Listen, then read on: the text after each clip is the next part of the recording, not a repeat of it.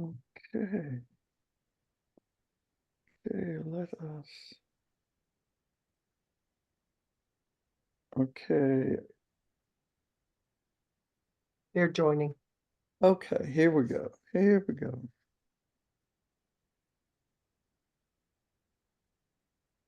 Okay, welcome to each and every one of you to our fifth talk during this Lenten series to 2024. We're glad you could be with us. We have a real exciting talk today. I'm real intrigued about what is going to be presented. Let's begin with our women's prayer.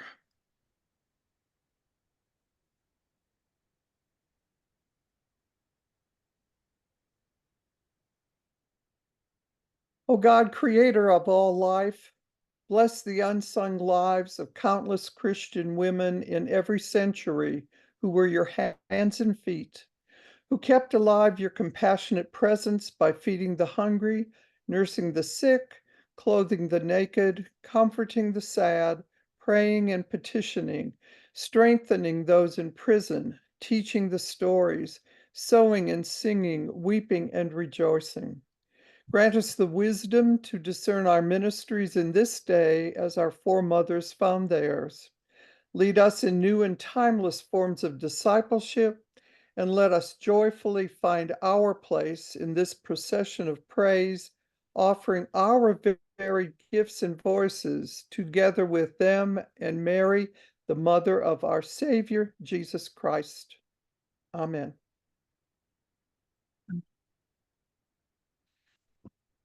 Hello again, and welcome to our Lenten series.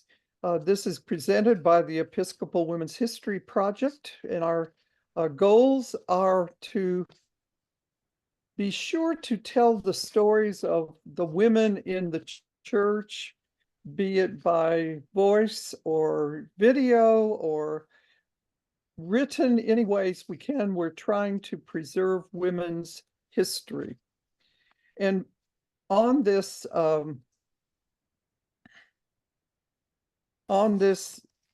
in this Lenten series, we are hopefully telling about people who you might already know, but also helping you to learn about some women that you may not have known anything about, who are doing ministry and doing wonderful things in their own place and time.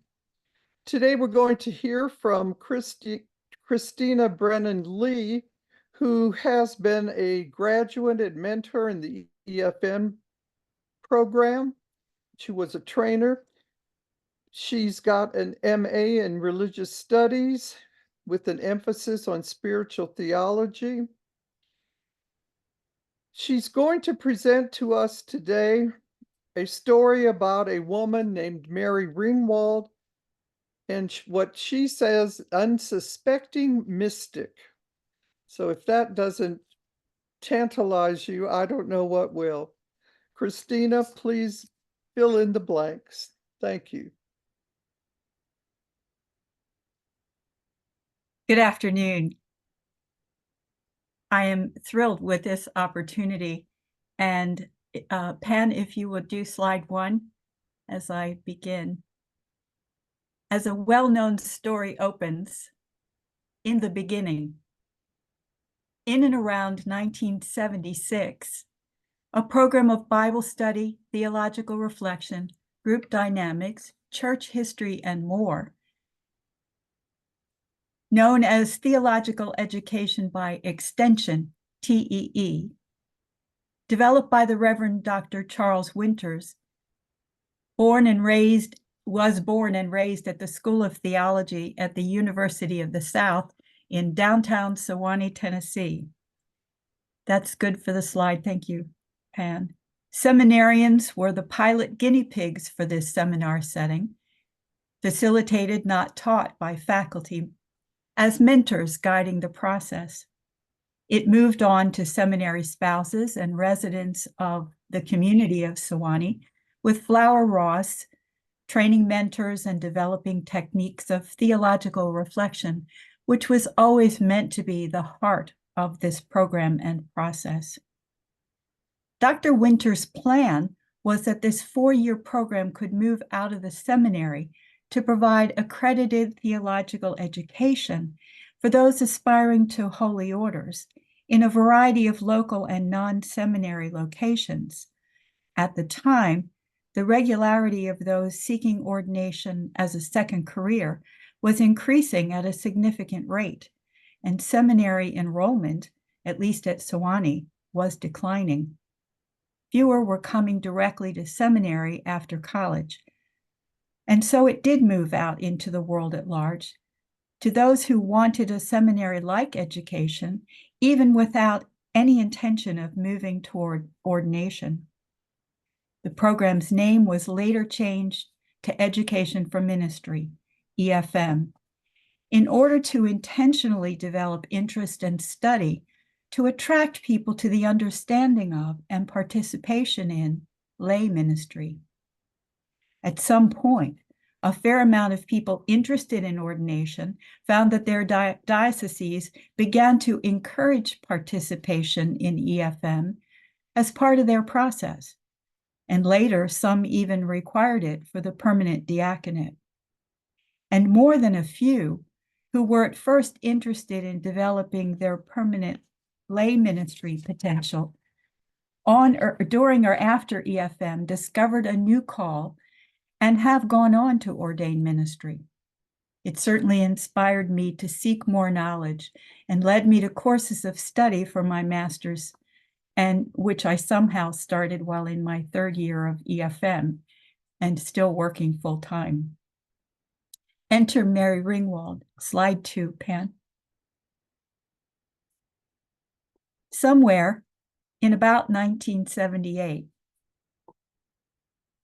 as the program moved along into the burgeoning area of intentional lay ministry, with a solid curriculum that could be offered in small groups, private homes, parish halls, etc.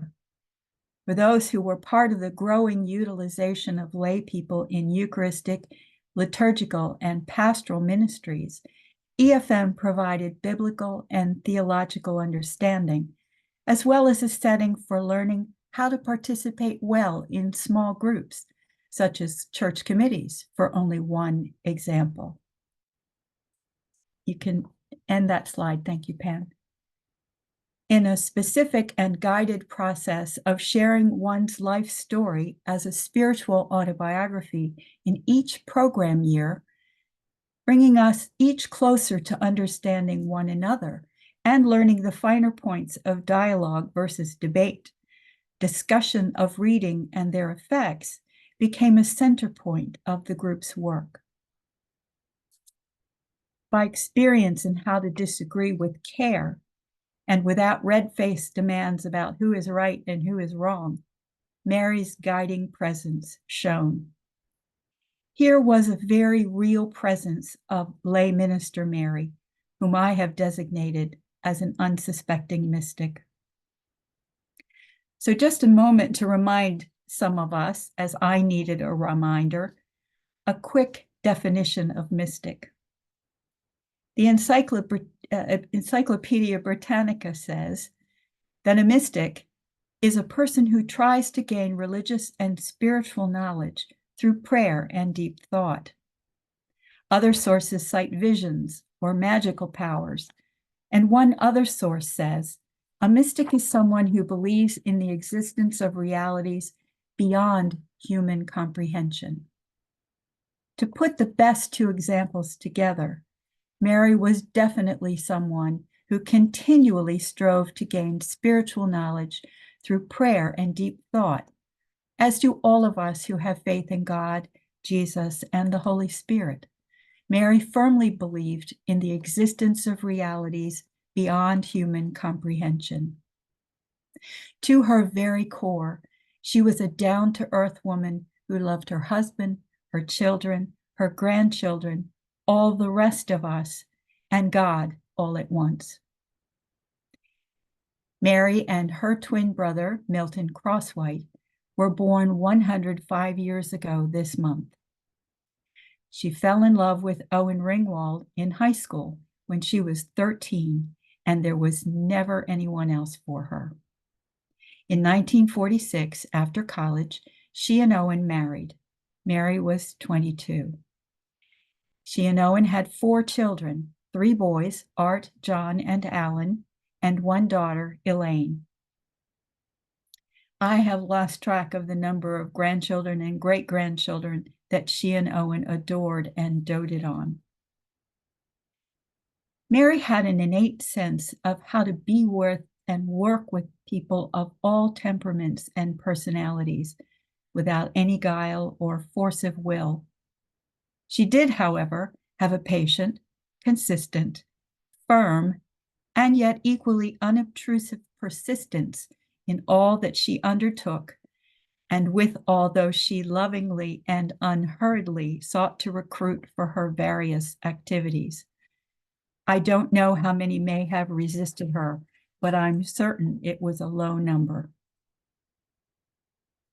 In 1964, she took a course in leadership training through the Episcopal Church and went on to become a member of the Leadership Training Division's team of trainers. She was a Delaware delegate at the ECW Triennial in 1967, which then led her to chairing the Diocesan Leadership Training Division in 1968. During that tumultuous time in our American history, Mary and Owen were also passionate about civil rights, to the extent that they and their home in Falk Woods, a suburban neighborhood north of Wilmington, experienced a variety of threats of violence, including a brick through a window. They were undeterred and went out of their way to be inclusive and supportive and stay continually engaged in this work. In 1970, Mary and Owen became involved with MATC, M-A-T-C, Mid-Atlantic Training and Consulting. Mary also became a certified practitioner of the Myers-Briggs Type Indicator and wrote training manuals for MATC for human relations training in what was then known as T groups. Mary was on the board of the MATC board from 1975 to 1977. For those of us who might have been around then, T groups, under the various names of sensitivity training or encounter groups, typically had between 8 and 15 people with trained leaders. The participants would learn about themselves and about small group processes in general through their interactions with each other and the trained facilitators. They used feedback, problem solving, and role play to gain insights about themselves and others, and working groups. As T groups and seminary preceptorials had much in common, somewhere in her diocesan and larger Episcopal experience, Mary noticed and was noticed by those building TEE/EFM. Mary found her way to Sewanee, was trained as a mentor, and then established the first EFM group in Delaware. Now, our state is about 100 miles long and 30 miles wide at its widest in the third of our only 3 counties. And if you're not exactly sure where we are, you are not alone. So I'll tell you, we're on the Mid-Atlantic coast. Wilmington, where I live, is 2 hours south of New York City, with southern New Jersey to our northeast. I can see it from my street just across the Delaware River. Pennsylvania is to our north. I live 2 miles from the state line and 20 minutes from Center City, Philadelphia. And I'm an hour north of Baltimore, Maryland, and we're 2 hours north of DC. It's a small place. People in Texas don't understand how I could possibly drive through 3 states in one day. And you can buy t-shirts here that say Delaware. So yes, it's a small state and no mean feat to say that at one point Mary had established 5 EFM groups in this state, all running at the same time. Mary was the designated coordinator and kept up with all the mentors for the diocese and was also training mentors for herself for a time. Later, the program developed its own trainers network as Mary continued as diocesan coordinator and mentor for another 25 years. I joined Mary's group in September of 1989. She was such a pleasant, smiling, happy woman of an age. I say that as she was actually younger than I am now when I met her. And though I am a little older than she was when I met her, I'm hardly a replica of this, at first, unsuspectedly extraordinary woman. I had just made a shift from my Roman Catholic upbringing, and with my then spouse, I joined an Episcopal parish, Emmanuel Highlands, where I had gone as a child, pre-First Communion, with my paternal grandmother, who herself and her siblings and their whole family had been, and my father and his siblings had been baptized and confirmed. But after my First Communion, I had to switch to St. Anne's Roman Catholic with my grandfather, who was Catholic. St. Anne's, as it happens, is where most of my maternal family, including my mother and her 3 sisters, attended school and church and went all through the rituals. Being a bit caught in the middle between Emmanuel Highlands and St. Anne's, and having had 8 years of Catholic school elsewhere, raised my children in all the rituals of all of those things, and regularly attended Mass here and there, it did take me a while to see the Episcopal light. But as I first went to Emmanuel Highlands that very first Sunday, there was Mary Ringwald announcing at the lectern this education for ministry thing. I had long wanted to be involved with a Bible study. The priest at my Catholic church had offered one, a rare experience in my then lifelong Catholic history. But this EFM thing, this sounded more like what I'd been searching for rather than the priest telling instead of allowing us to discuss. I first met with Mary at coffee hour, and later we talked on the phone, and she convinced me that I needed to do this. And I somehow agreed, even though I was not at all sure how I could figure in all the weekly preparation and meetings for a 2-semester academic year for 4 years with everything else. But I thought a 1-year trial couldn't hurt. And besides, Mary could convince the Pope. Yet she was so very truly genuine and loving in her sweet style of tenaciousness. Even with EFM, Mary kept up her work with the diocese and with the ECW locally and nationally. She and Owen were the architects and facilitators of an unknown number of diocesan conventions, conferences on the Bible, church history, prayer types using Myers-Briggs, and more, well before I joined her group and long after. She also brought many of those elements into our group's study whenever they fit within the course materials. And when she wasn't busy, in 1980, Mary co-founded Delaware's Interfaith Lay Academy, an ambitious effort to say the least. The academy offered classes to join people of multiple faiths together in learning about the basic tenets of Christianity, Judaism, Hinduism, Islam, Buddhism, and more, bringing in leaders of those faiths to speak and encourage discussion about women of the Bible, faith and culture, experiences of personal revelation, mythic dreams, superstition in the Bible, and also where the Bible and Quran meet, and the critically important interfaith dialogue. It certainly expanded the opportunities to learn from each other's faith communities and traditions, as well as opening other doors of interfaith dialogues. After I moved to the then St. Andrew's Church, also here in Wilmington, And once I graduated from EFM in 1993 and was trained, I began mentoring an EFM group there in the fall.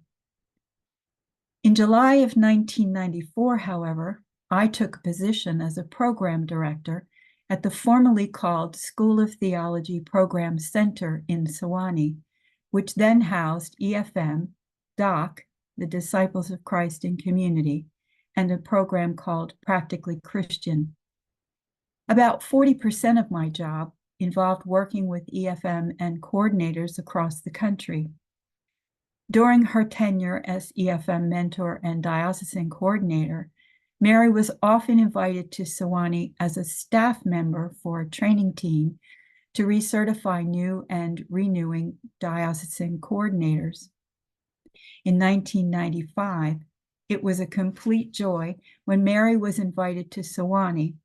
During that time, we shared together the training and other training team members, the running of a training session for diocesan coordinators. Slide 3, please, Pam. In 1996, Bishop Cabell Tennis bestowed the title of honorary canon on Mary for her steadfast and amazing work within the diocese and the church at large. Thank you, Pam. And at this time, I want to bring in some other voices, at least through their words, of 3 others who shared Mary's EFM group with me over the same 4 years.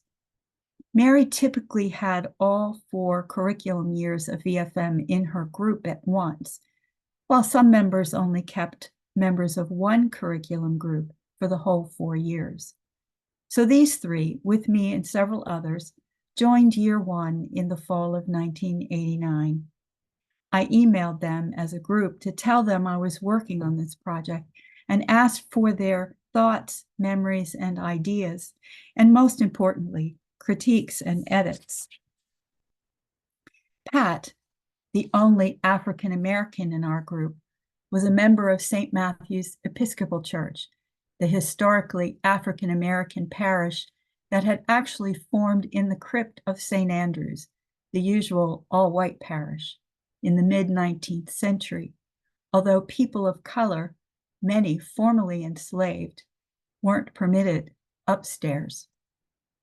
St. Matthew's and St. Andrew's, I'm pleased to say, are now one parish, SAM, the Episcopal Church of Saints Andrew and Matthew, having consolidated in 1996 after a thorough and exhaustive process over several years. Pat wrote to say, I first became acquainted with the name Ringwald many years ago, before I enrolled in EFM. During the civil unrest in Wilmington in the mid-1960s, concerning fair housing and public accommodations for people of color, the Ringwalds used their property to secure bail for African Americans who had been arrested and jailed for protesting. Years later, I was approached by Mary and others to join EFM, and I resisted. As a Black woman, I was not sure what that meant for me, and I was only aware of white people taking the courses. However, I found Mary to be a woman of deep faith who lived that faith every day. She created a safe place for me to explore my limited knowledge of the limited knowledge of the Bible, share my life story with others, pray with a new and exciting understanding of biblical contexts and God's actions in it, developed my theology with a renewed commitment to love God, love my neighbor as myself, and respect the dignity of all human beings. In addition, I also made a commitment to stay awake and pay attention to what the Spirit is saying to me and act accordingly. And to interject myself again for a moment, part of the magic of a group run by an outstanding mentor is the ability to not only discuss and dialogue, but to discover new and fresh perspectives with and from each member of the group. So here's Pat's postscript to another member of our group. P.S. to Mary N. Thank you for helping me move from the phrase, if I was made in God's image, how come he is white? To which you said, what if God's image is love? Here's what Mary N. had to say. She was also at St. Andrews at that time. Mary Ringwald, our own steel magnolia. First, Mary pursued me for years about joining EFM. Whenever I saw her, she would say with a smile, you need this. And she was right. It was in her EFM group that I began to explore my own spiritual journey, more deeply listen to and appreciate others' spiritual journeys, claim words to describe my own faith, deeply appreciate, relate to, and learn from the universally human expressions and emotions by the various folks who populate the stories in the Bible. Second, Mary created a safe space to share difficult experiences. For example, it was in her group that I began to understand the extent of sexual abuse in our community.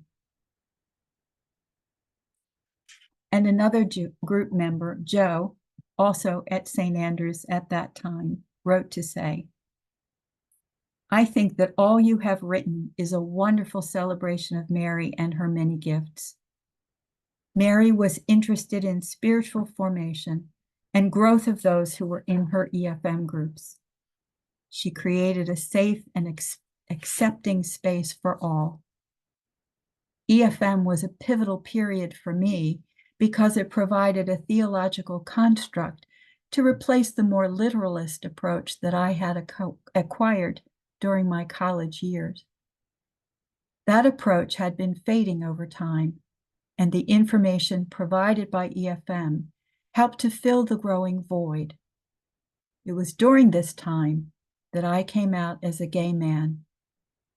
Therefore, Mary can be credited with creating an environment that allowed me to take a quantum leap forward in my spiritual development and my overall maturity. Mary's interests were in serving her God, the church, the people of God, and her family. To me, this sounds like a sterling epitaph for anyone. And another voice also spoke with me recently. The Reverend Ed Godden, now a very busy retired priest, who was in seminary at Sewanee at the time EFM was being developed. He was part of the pilot seminarian groups. He was totally hooked on the concept and content, and eventually, when he became a rector, Mary Ringwald trained him to recruit and mentor an EFM group in his parish, which he ran for many years. Part of the EFM protocol is for mentors and trainers of mentors to be recertified regularly, and Mary would lead groups for that process as well until the trainers' network was fully established. Father Ed spoke endearingly of Mary, but also recognized and valued her disarming skill at conveying the method and purpose of the program, as well as the heart of it, that is, the spiritual connections and bonding among the participants. Somewhere I have a photo of Joe, Pat, Mary N., Mary Ringwald, and me at our EFM graduation in 1993. We were wearing our EFM 93 OOC t-shirts that we commissioned for ourselves, but I couldn't find it. I saw it recently, or it could have been 10 years ago. The OOC was because over 4 years, when the group arrived at the thoughts and feelings portion of theological reflection, someone invariably said, "It makes me feel out of control," so often that Mary just wrote OOC on the flip chart. On the back of the shirts, we had printed, Help, I've fallen into Romans 7 and I can't get to Romans 8. To which a Jesuit priest at a retreat center in England, not our EFM trainers retreat, said he would now have to go read Romans 7 and 8. I can't remember for sure, but I may not have stopped myself from saying, "But Father, I think you would know that." But I was younger then. As an EFM trainer of mentors for almost 20 years, working with mentors and coordinators, and my other work with training and consulting in various areas, Mary's influence on me was profound, and I have definitely worked on and hope to emulate her care and concern for all she met. That said, I'm sure that I've been found wanting for her particular abilities to connect so deeply with people of all backgrounds and life stories. I was also deeply inspired by her husband, Owen. He was a retired PhD chemist with the DuPont Company, who was a social activist and civil rights advocate, volunteered with Catholic Social Services, did marriage counseling, was a University of Delaware certified master gardener, and a licensed lay preacher in the Diocese of Delaware. Together, they were a power couple like no other I have ever known. Mary shared Owen's passion for civil rights and all that's been mentioned. Their power was through an inner spirit and light, not by station in life or pretension. They were individuals who worked separately and together and differently. I never saw a sense in which either drove the other. They were simply who they were. Slide 4, please, Pen. In 2003, Owen died after a long battle with leukemia and with the most amazing, grace-filled spirit throughout it all. Mary had a massive stroke 2 weeks to the day of Owen's death, which also happened to be their 62nd wedding anniversary. She died 3 weeks to the day of his death. Their ashes were commingled. Thank you, Pam. As with all Episcopal women nominated for this recognition, Mary was certainly more than remarkable for her time. Pardon me. She's with me still. Yet she was never expecting or interested in being extraordinary. Mary simply wanted to enjoy her husband and her children and to know more about her own deep relationship with God. She was also passionate about finding opportunities to learn to help other people and groups know more about themselves, each other, and their relationships with God, Jesus, and the Holy Spirit. In intentionally and honestly grappling with these passions, Mary inadvertently rose to the level of an extraordinary presence of a spiritual, theological, and human behavioral guide to many hundreds of people in various ways over many years. And she never suspected the luminous power she radiated from within. To those of us who knew her, she will always be known as that rare one who truly loved unconditionally, who had a naturally forgiving nature, a deep, resonant, and infectious laugh that bubbled up from her toes, and she always knew how to take charge of a moment with love. While she may no longer be remembered in many Delaware churches and other circles, she has left a lasting imprint on those of us who do. She still represents the best of what it means to be a lover of Christ and an exemplar of loving your neighbor as yourself. An unsuspecting mystic, Mary showed us how to listen, to hear, and to think, and most of all, how to care for one another and love others as well as we were loved by her. Thank you for this chance to share Mary with all of you. I also want to thank Joe, Pat, and Mary Ann, as well as Mary's sons, Alan, Art, and John, for their input, although sadly their sister, Elaine, passed away several years ago. And thank you to Canon Judy Gregory of the Diocese of Delaware, who decided I needed to have more to do. And so here I am. Thank you.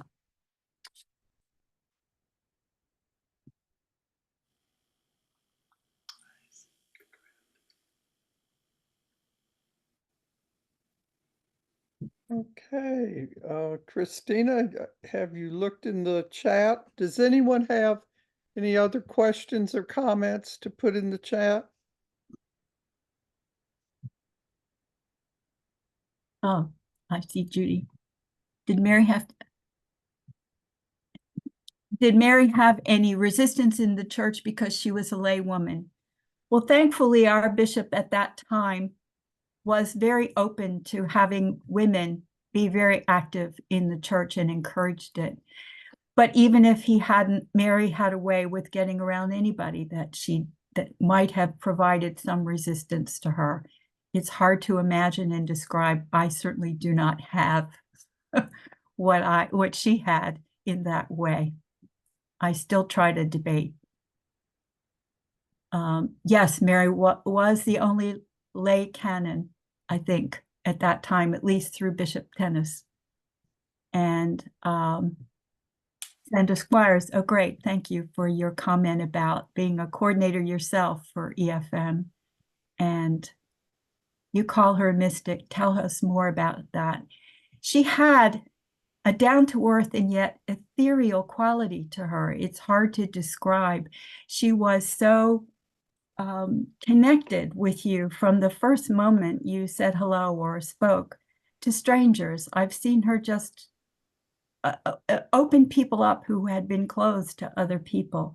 She was so connected in her faith and her spiritual work of her own that she just had this mystical quality of a person who really, as the description says, was in prayer and deep thought and much reading and just personal introspection and reflection, that it just radiated from her. Pan, you said you were an undergraduate at Sewanee at the time. Ah, yes, you tested the concept of theological reflection. It was not, I have to say, it's not always done well, but when it is a phenomenal experience to participate in that. You begin with a simple story of someone in the group and then move on to how does that relate to you? What kind of a metaphor or general experience can you equate? And the group would bring up something, and then we would unpack that. So it wasn't the story, but rather the image that it created within us that we accepted in the group. And then we would unpack that into differentiating between thoughts and feelings, such as, I'm really angry and upset today. Well, that's a feeling more than a thought. How do you feel? Well, I feel this way and I feel that way, and that makes me have this emotion. So it's a very interesting and wonderful process when done well. So.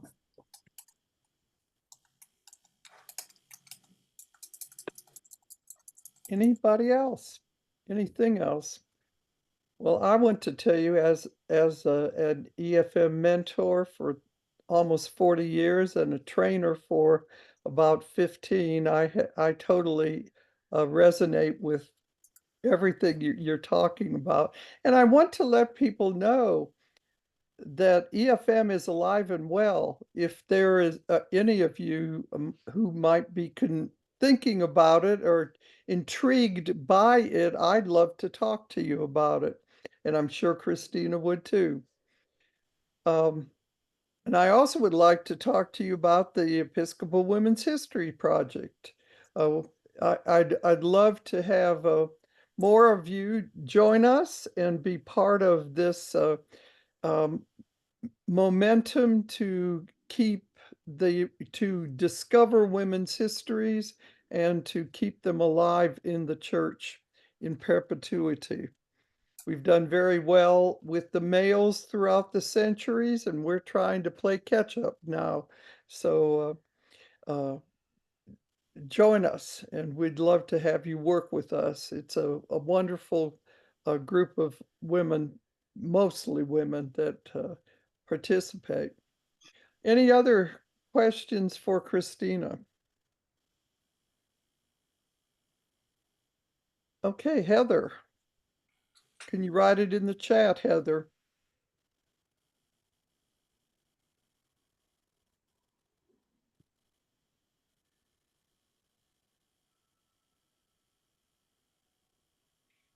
Mary never slowed down was the question. Did she ever slow down or retire? No, she didn't.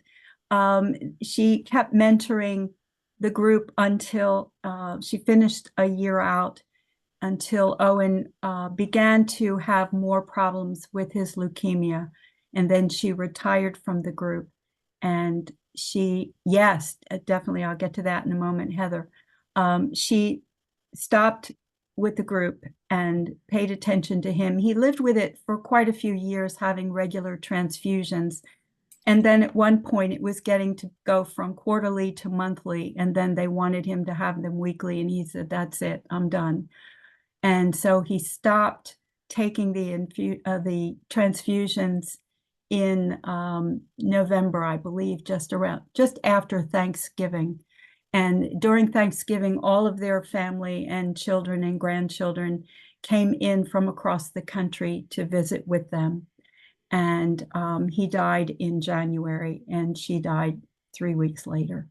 So she didn't really stop going until the very end of Owen's life. And that was in 2003. And Charlie Winters and, yes, Flower Ross, Charlie, for developing that program and staying with it for many, many years. He and Flower both, and I had the grand privilege of working with him and Flower both several times. And even with the EFM trainers in Australia. The program was in Australia, New Zealand, Canada, and the United Kingdom. And I'd worked with trainers and mentors from all over those areas as well. And as a strange aside, I ended up being married to the UK training director or field director, but that was many years and different contexts. And so Christopher Lee, who died not long after we were married, but it was a wonderful experience to get to know trainers and mentors from all over the place.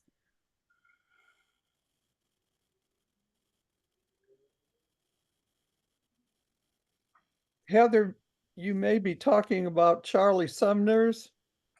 Is that No, right? Winners, Yeah. I think. Charlie Sumner's was the husband of one of our women on the board, who is our communicator, and he has just died recently. And Yes, I'm he sorry. was a huge help to Oh, I see. Get, for example, he was the one who got the YouTube videos on up and running. So he did a lot of. She says that in her house there are 1,000 tapes, documentaries that he did, and we just give thanks for him. He's just a saint in our organization right now, Christina. I'm sure, yes. And I'm sorry, I understand, Robin, and I appreciate all that you did to start me off on this in the beginning. Thank you. Well, I appreciate everyone coming, and I hope that you all will come next week and we will hear Patricia Allen talk about the Reverend Mother Ruth. So God bless and keep having a wonderful Lent. You are in my prayers, and please keep me in yours. Thank you. Thank you.